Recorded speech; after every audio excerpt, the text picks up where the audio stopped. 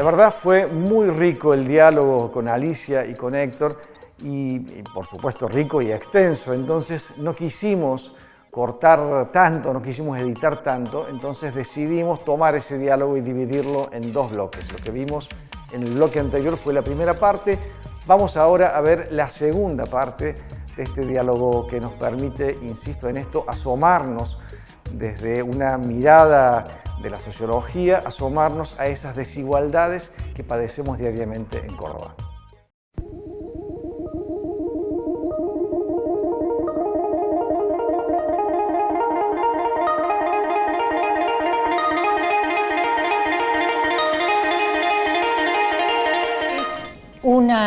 Como pretende ser y es de alguna manera una mirada netamente burdiesiana, aborda una problemática como es esto de la desigualdad cordobesa desde las dos perspectivas, cuantitativa y cualitativa. Pero hoy también lo hace de manera articulada y esto es lo que nosotros mostramos en este libro. Para darte una idea, en el capítulo primero decimos, nosotros construimos la problemática desde la perspectiva de Bourdieu y en este sentido nos diferenciamos de tales y cuales autores y mostramos cómo construimos nosotros. Después mostramos los aspectos cuantitativos, los resultados, pero previo a los resultados, lo miro a Héctor porque esto es fundamentalmente resorte de él, hay una explicitación de los métodos, de las técnicas, de las decisiones que tomamos, etc. y mostramos los resultados.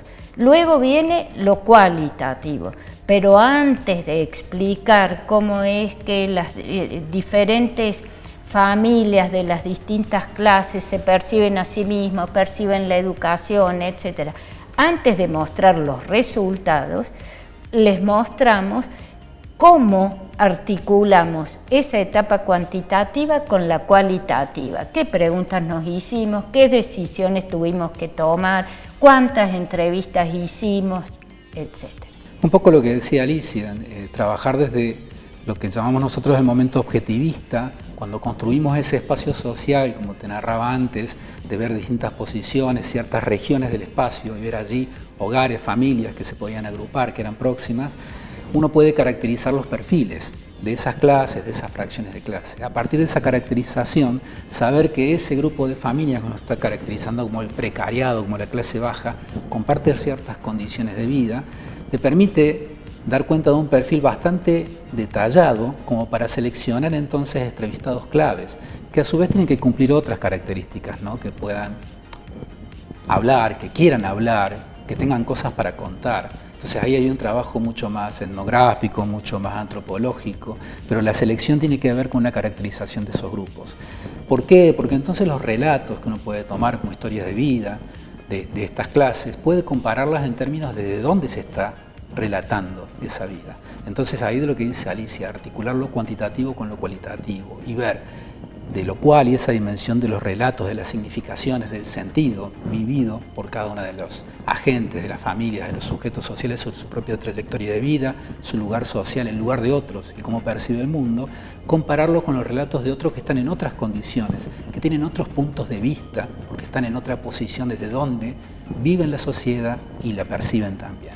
Entonces, ahí hay una articulación fuerte entre lo cual y lo cuanti, no solamente teórica, sino también metodológica. Los criterios de selección tienen que ver con el ajuste de esa articulación. Como conclusiones es un poco una fotografía que tiene también algún relato histórico y uno puede no solamente ver fotográficamente la estructura de la sociedad cordobesa, sino también ver estas historias y estos sentidos que se viven y que se manifiestan en complicidades a veces con la propia dominación, en resistencias con la propia dominación, y entonces ver cómo se vive esa desigualdad, cómo se la reproduce a veces en complicidad y a veces resistiéndola para transformarla. No, cuando hablamos de reproducción no queremos decir nunca la repetición de lo mismo, hablamos de algo que puede ser transformado, que es maleable, ¿no? Entonces, como resultado es eso, es ver esa fotografía que permite, en todo caso, develar los mecanismos del poder, en definitiva, porque es eso lo que está articulando permanentemente la desigualdad y que se manifiesta en cada una de nuestras prácticas, ¿no? Nuestras estrategias educativas en sí.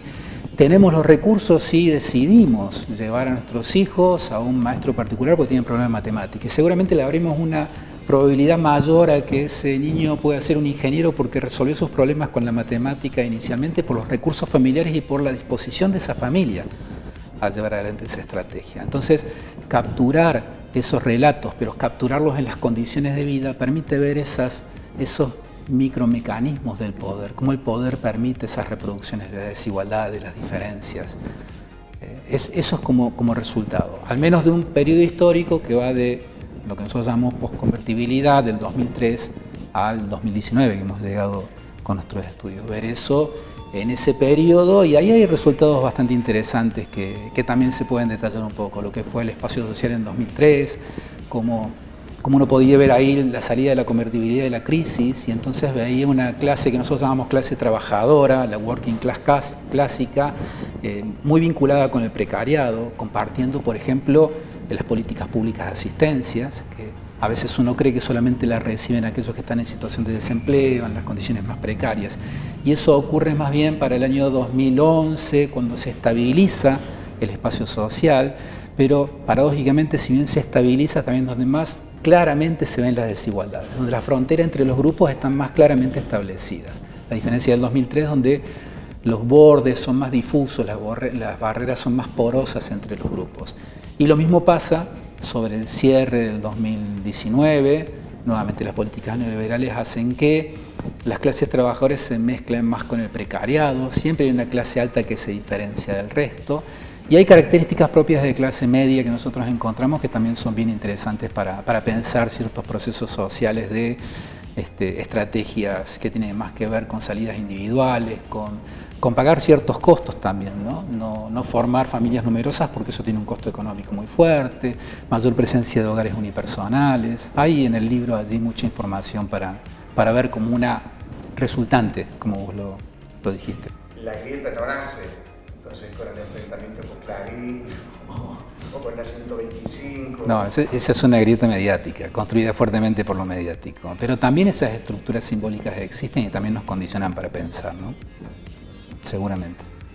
Nuestra intención, iba a decir implícita, pero creo que está explicitado en varios momentos del libro, es mostrar que la desigualdad de la que somos parte, la desigualdad cordobesa, como cualquier fenómeno social, es resultado de la dialéctica entre condiciones estructurales e historias incorporadas por individuos, por familias y por personas, que no es resultado de la mera voluntad individual ni colectiva de superar esa desigualdad. Y aprovechamos también primero para resaltar y reconocer el trabajo de todo un equipo de investigación. Llegamos a ser 17 personas, y si bien somos 3 los autores del libro, Gonzalo Azusa, Alicia y yo, hay un equipo que llegamos a ser, decía, 17 personas, imposible nombrarlos a todos,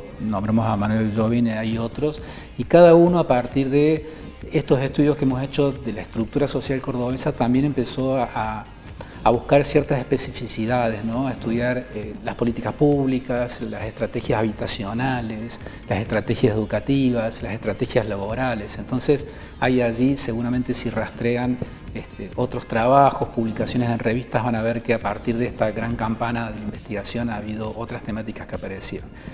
Agradecer también los subsidios que hemos recibido como investigadores a la Universidad Nacional de Córdoba, a la Secretaría de Ciencia y Técnica, y también a Edubin por la apuesta que hace en términos de publicar una investigación de esta envergadura. En la editorial, en la página de Edubin. Teóricamente, a partir de este lunes 13 de diciembre iba a estar disponible impreso, porque está disponible como ebook.